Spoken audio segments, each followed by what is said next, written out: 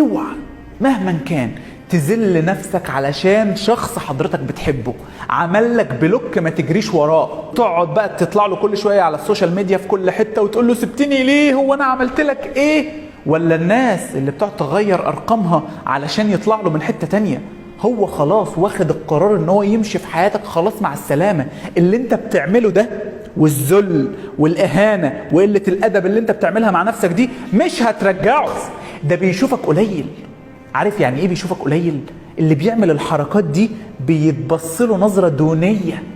ما انا قلت لك خلاص وعملت لك بلوك، ايه بقى انك تقعد تعمل لي رقم تاني وتكلمني من رقم حد من صحابك وتكلمني من رقم والدتك وتعمل اكونت فيك تخش تكلمني من خلاله؟ ايه ده؟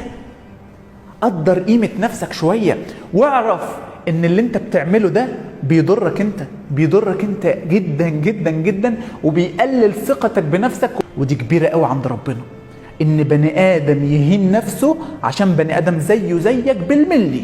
تغور المشاعر بس ما تتذلش لحد، تغور العلاقة كلها بس ما تهنش نفسك وتحط وشك في التراب عشان خاطر حد.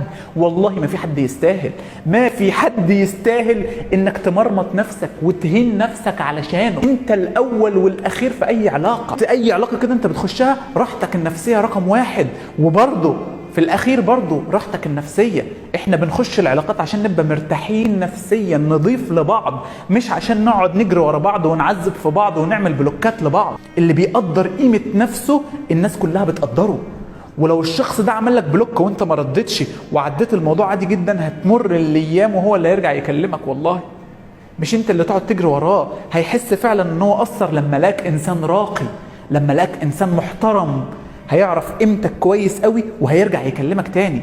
فبطل بقى شوية شغل لعب العيال الصغيرة ده، وقدر قيمة نفسك شوية، واعرف ان انت غالي عند ربنا. انت عبد لله مش عبد للشخص اللي انت عمال بتجري وراه ده.